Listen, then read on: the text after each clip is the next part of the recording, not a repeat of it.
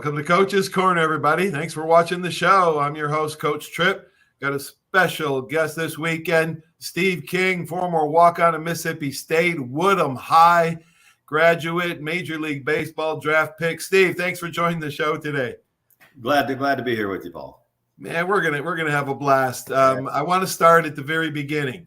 Where did you grow up? Did you grow up here? I know you went to Woodham High School and with Greg Litton and played, and we'll talk about those times. But talk about growing up. Talk about your mom and dad and any siblings that you had.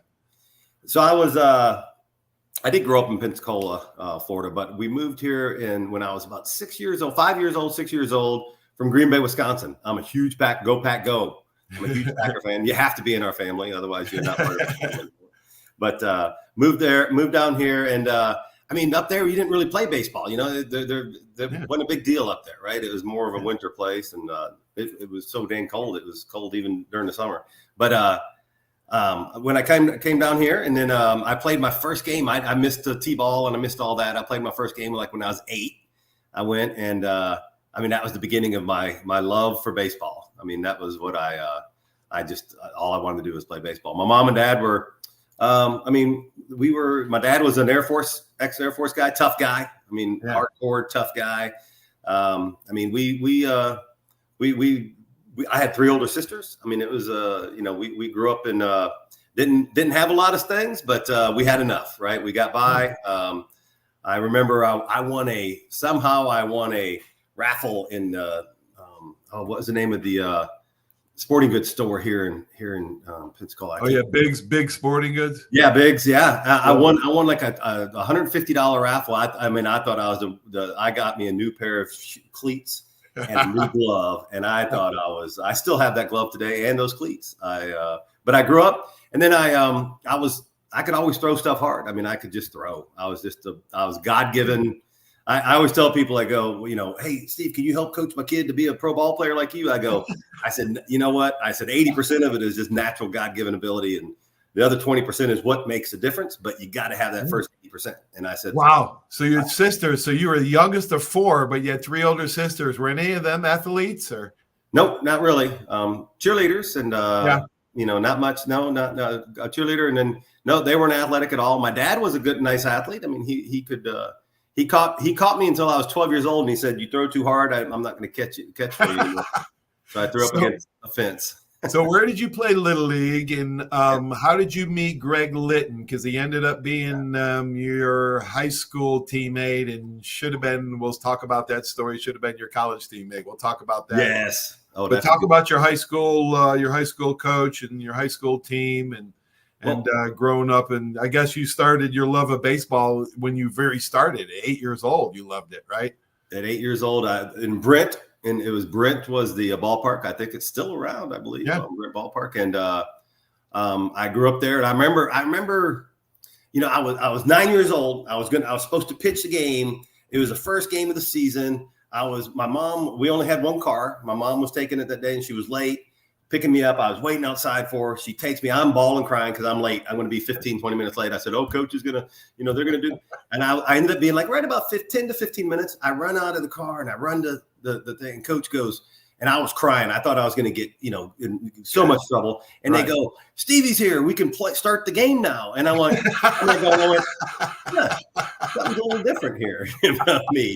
That's when you kind of go, okay, I'm like, and I remember that feeling of, that's pretty cool. And so they waited for me to start the game. And but I grew up in Brent, and when I was 13, Greg was 12. Greg moved up here from Panama, the Panama Canal Zone. Greg was he was adopted by his mom and dad, Mr. Litton, and he was who his dad was. He was a great guy. But Greg, he didn't know a lot of people, and I kind of hit it off. I remember I was playing against him, and I was like, oh, man, who's this guy? I'm like, going, who's this guy being able to hit the ball off me like this? I'm like going, and at first we were kind of combative a little bit, but then we became best friends. And we started working out again. I don't know if you know the whole Greg Litton history on and going into 9th grade. He actually got cut.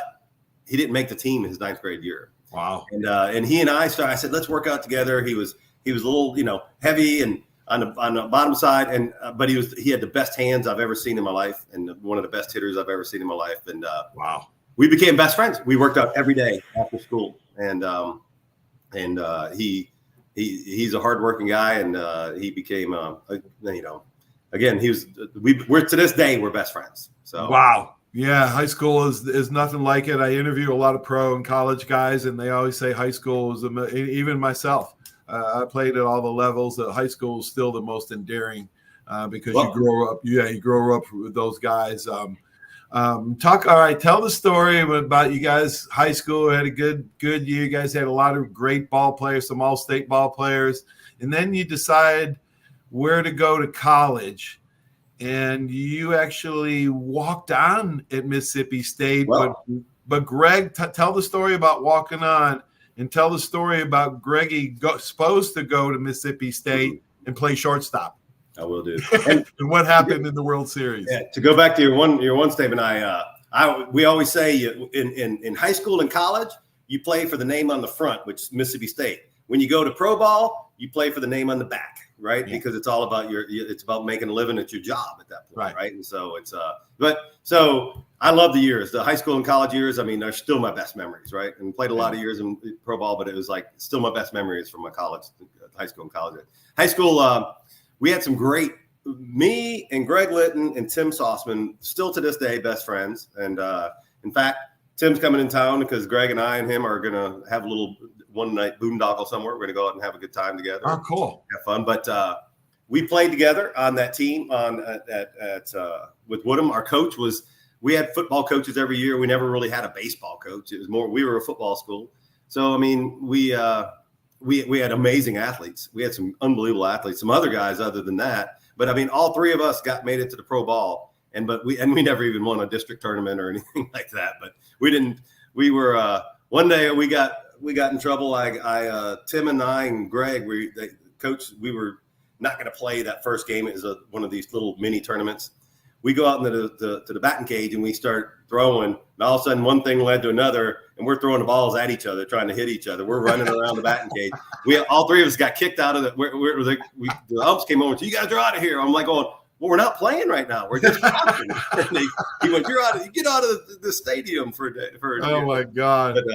But we had a great time. And so I actually injured myself pretty bad in my senior year. I had a stress fracture on my elbow, and the doctor said, I don't know if you'll ever pitch again, Steve. Wow. And I didn't. I threw 2 games my senior year, and I still had pain. So I said, I'm not going to do anything. I decided I was a really good student. I was a really strong student. So it helped me actually get that mentality of, I'm going to college. I'm going to get a degree, because you know what? Everybody that loved me, 6 months ago won't talk to me anymore. But right. Coach Polk at Mississippi State, he said, Steve, I'll give you. I got like a small piece from him, and he said, I'm going to help you get an academic scholarship too. And so I got enough to at least play and try out for the team.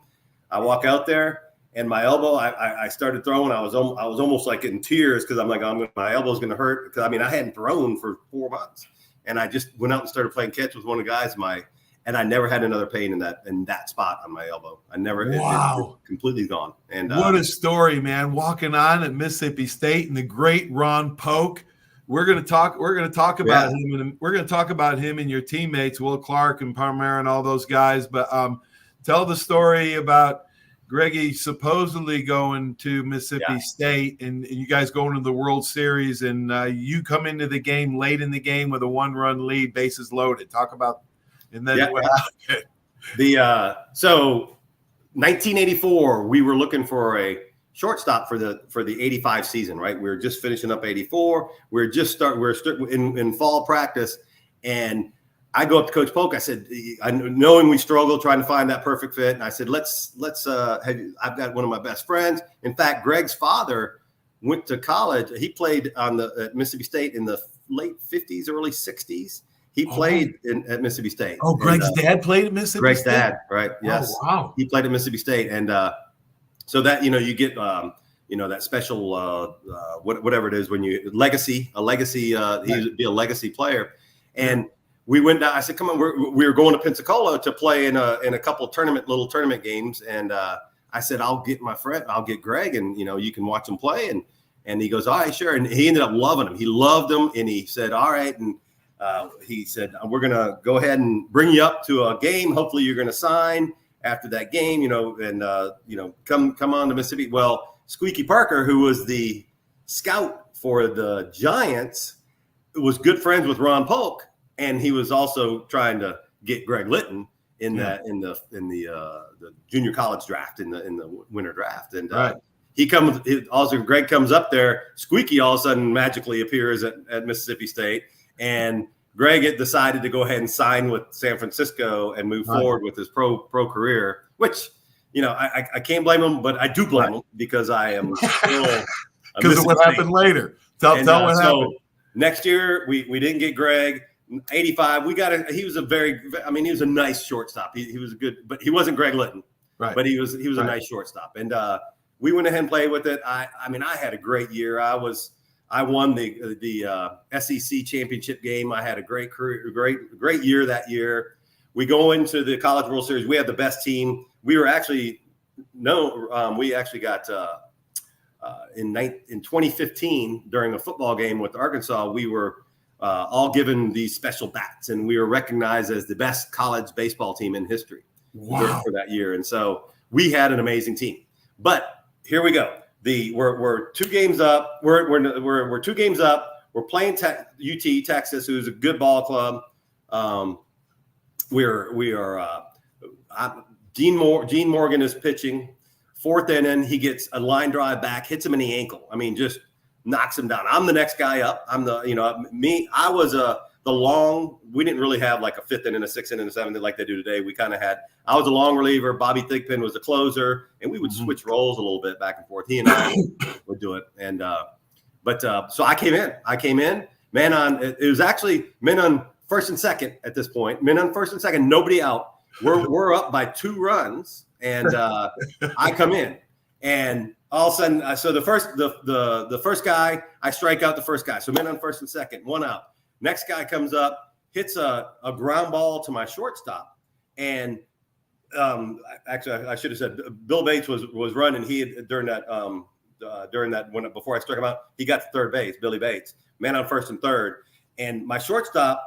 He goes, he gets the ball, and I look at him. I can see in his eyes. I go, turn 2, 2, 2, 2. I'm screaming at him.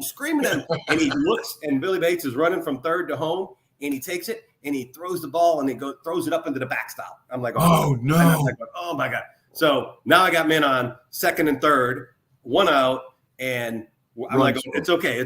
We're going to get there. So we next guy, I walk because he was a good hitter. I kind of pitched him tight, walked him. I wanted to set up for a double play again. I threw a little slider, my best pitch, a slider, 2 hop to my shortstop. He goes down and it goes whoop right through his legs. Men 2nd and 3rd scored. We're down by 1. And I got the next guy out, and we ended up losing that. I pitched 1 more inning. We ended up losing 3. And but it was devastating. To this day, Greg Litton, if I take him to Mississippi State, if I take him into that and they see me and they see Greg Litton, they'll say, "Get him out of here! What is he doing? He's a traitor!" Because everybody blames us not bringing the College World Series. Poor Greg. Getting blamed for something he had nothing to do with. It's 30 years ago, and people would still know who he is, who Greg Litton is. Oh my gosh! Of course they do. He's a Major League Baseball player that would have handled those 2 runs and easily probably. Oh my gosh! Well.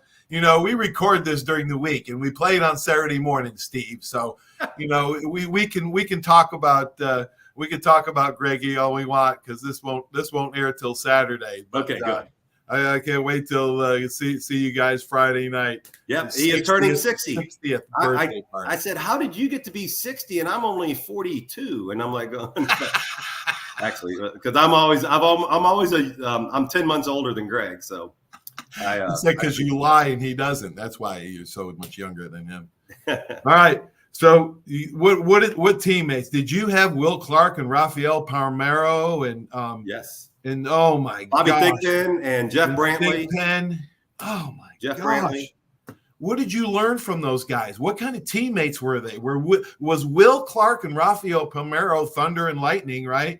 Yeah. Were they like the odd couple, or were they different? Well, Will is a raging Cajun, right? He had the biggest personality you can ever meet, and he would be, he's the best baseball player I've ever met. I mean, Raphael is the greatest hitter I've ever seen. Yeah. Will Clark is the greatest overall baseball player I've ever seen. Wow. Will didn't have to work at it. He didn't even. He was just so naturally gifted. He didn't work out a lot. He didn't do a lot of, he was just natural. He had a great arm. He was fast. He could, his hitting was unbelievable. He could bunt better than anybody you've ever seen. I'm like going, the guy could do basically anything, but, and wow. He was the team leader, but, he led in a very vocal way. And some guys get all bent out of shape a little bit, but Raphael was very quiet, very, very had a very, very soft spoken. He was actually, Raphael is a great artist. He can draw, and he wanted to be a architect. He said, but after his first, second year, he was like, yeah, I think I'm going to be a pro ball player. I don't need to be an architect. But but he was the best hitter I've ever seen. It's like, I would swear I just got a fastball by him on the inside half, and all of a sudden you go, and the ball would be gone. His hands are so quick. Will had 61 career home runs. Raphael had 67 career home runs. Your coach, Ron Polk, 29 years at Mississippi State. He won 1,373 games.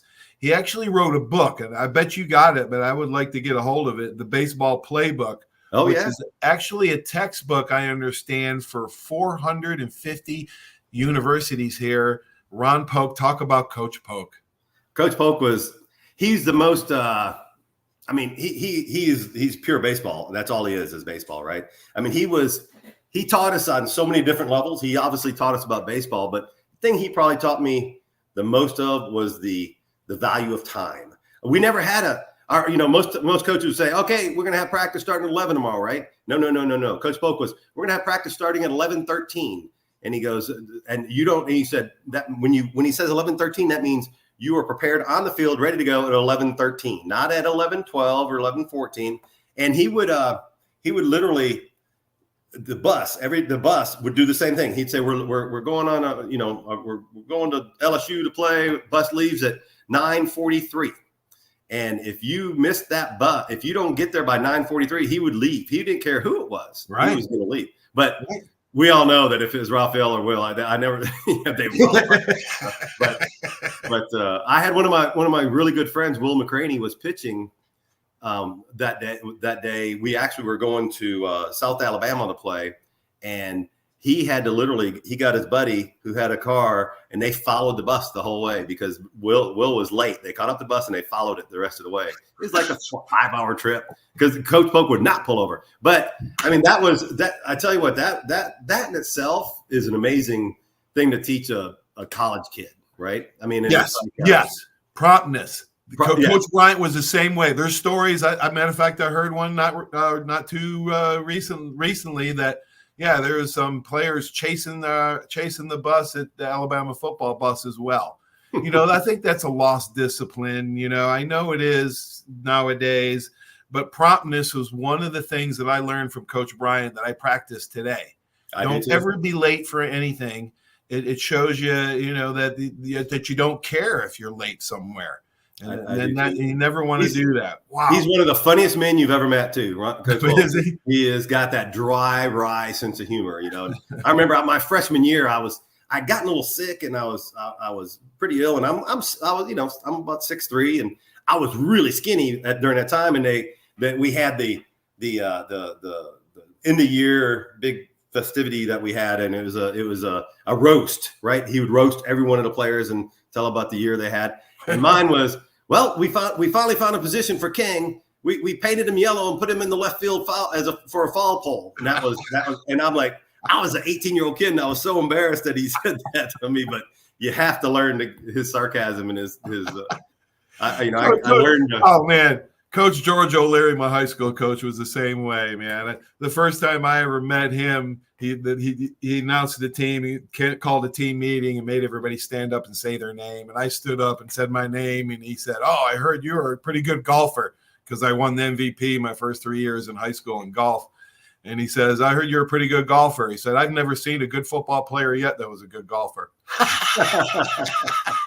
So the same kind of sense of humor.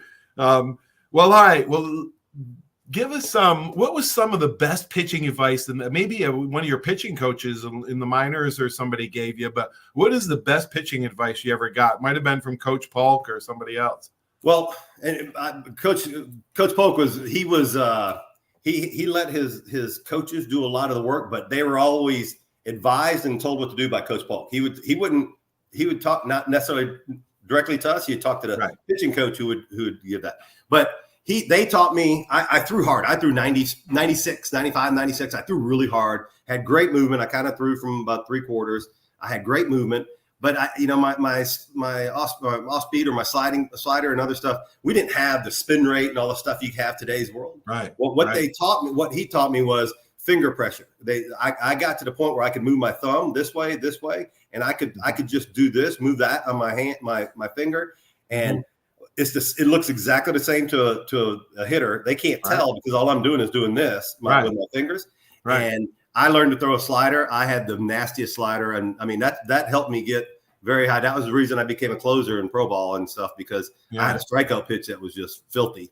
Guys couldn't see it. They go, King, I can't see it, because most guys pick up the either the arm slot or the finger. If they see the thumb here or this, they can tell, but they can't see. They can't see just my fingers like moving up and down like that. So, anyways, that's probably the best piece that really helped me get pretty high in pro ball. Yeah, Steve, you had a great career. It's a great story, walking on and getting pro. You got drafted by the Montreal Expos in 1986. Talk about those first 2 years and tell the story of those first 2 years. And I want to hear all about, the minors or what it was. And then you got out of baseball for 2 years and came back. I did. 80, and then Burlington, Jamestown, and were your first 2 stops. And then off for 3 years, I think, 2 to 3 years. And then you went to Boise, Quad Cities, Midland, and Palm Springs. Talk about your first stint in pro ball, getting out of pro ball, and then how you got back in. Yep. So my first year in when I got drafted in short season A ball, I actually got moved up. And so I remember I get there and I'm in it's whatever high season A, it's all the draftees, right? And I kind of go, man, I'm going to blow through this. I said, I've never seen a big leaguer before in my life pitch. I mean, like I said, we grew up, I didn't get to see anybody in person like that pitch and stuff. So I said, man, I'm going to blow right through this, because I was going right through, mowing through that. They moved me up to somewhere in Iowa, Burlington. You said, I think maybe it was Burlington. I got moved up to Burlington. I was in A ball, right? It was low A at that point, and I kind of burnt and this is in a period of like 6 weeks. And then they moved me actually to Jacksonville for a little bit, and which was the Double A team. And I really didn't get to pitch there, because I was right near the end of the season. They said, you know what, we're going to shut you down and we want you to go to the camp in the top 20 guys, and I was there. Randy Johnson was on our team. Larry Walker was there. I mean, we had some amazing big leaguers that came out of Montreal. But so I went down there for the winter, and RJ and I, Randy Johnson and myself, became really close friends. Watching him. He's like 6'10", I'm 6'3", and I said, let's go play golf. Let's go play golf. And so I tee off, and I go, you want to use my clubs? He says, yeah, I can hit him right-handed, and I said, all right, you can use it. And he looked like he was playing Dorf. Remember, he was bent over. I was like, my clubs looked like it was like he was using right-handed clubs. Yeah, and first swing, I go, oh my God, I said he's probably going to hurt himself out here. So he takes a swing so hard, and he hits the ball about 300. I mean, you didn't even see it, but it unfortunately went out. I think it went over the street, not into the street. I mean, it was way out there. But he and I played golf every other day. We got to play for free and stuff. But anyways, so then I go to spring training the next year, and my family, my mom and dad ended up splitting up, and my mom had some really, really, and if there's nothing in this world do I love more than my mom. And she's passed now, but she was going through some really hard times, and she needed her son. And I said, I'm coming home. I know it killed my baseball, maybe, a lot of my baseball career, but I walked out. I said, I got to go. My mom's got to go. They said, King, don't do it. And I said, I got to go. And I stayed with my mom for about 2 years. And I said, Mom, I want to go back and play ball. And she goes, yes, you are. Absolutely, you are. And so she's strong and she was ready to go up, ready to handle it. So that's when I went back and I played at Boise, and the Angels bought my contract. The next year I played for about another 2.5 years after that. And then after that, I was 31 years old, 1992. I hurt my back. I got 2 compressed discs. To this day it hurt. They still bother me at times. And I went from 96 to 92. I didn't have my nasty slider. And as you know, in baseball, 82% of us exit baseball due to injuries, right? Right. Yeah, football is probably a little bit higher. Yeah. My gosh, I think you were 28-25 with a 3.22 ERA. That's not a bad ERA. No, I led the entire Angels organization, who we had amazing pitchers in the big leagues, but I led the team in strikeouts 1 year in Quad Cities, I guess, and they moved me up to What was your favorite town to live in, Steve? Palm Springs, because I got to play free golf. Is that when you and Randy played all the time? No, that was when I was Randy. That was in West Palm Beach when we shared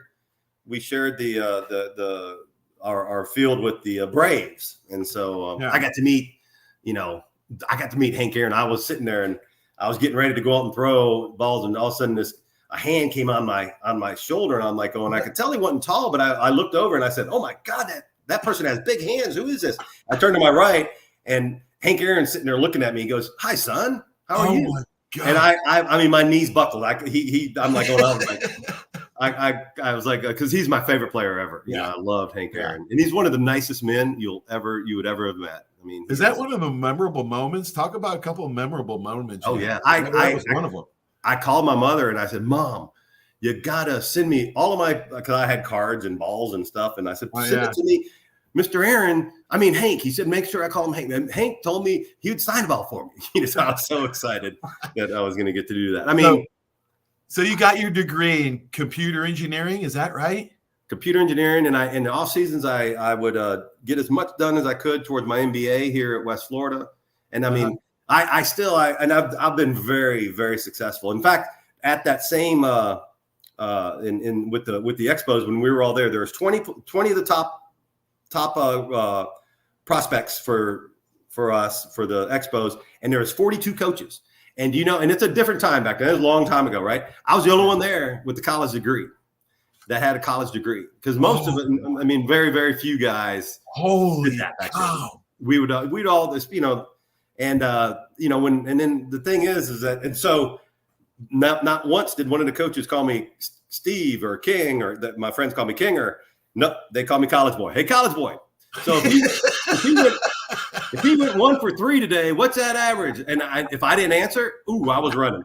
I said 333. I would have to give them the answers. Okay, College Boy.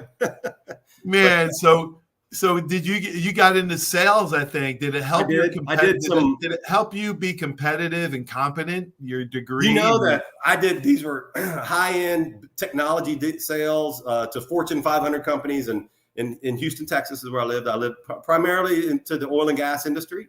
Yeah. But I mean, these deals that I was selling them ERP, or this was software to run their businesses. Yeah. And these would be $10, $20 million deals. And I mean, they were huge deals. And they, so I would have the people, I had a very successful life after baseball. And one thing they go, King, how do you win these deals? I said, you know what? I get elevated. I'm able to elevate myself into the C-suite, into the CEO. I said, guess what they all want to talk about? Baseball. They all want to talk about baseball. Yep. Relationships. So, it was how I used those relationships through baseball. Yes, through baseball. And to me, it was the closest thing to being an athlete, is competing against, and they became my friends, my peers. I would go up against them.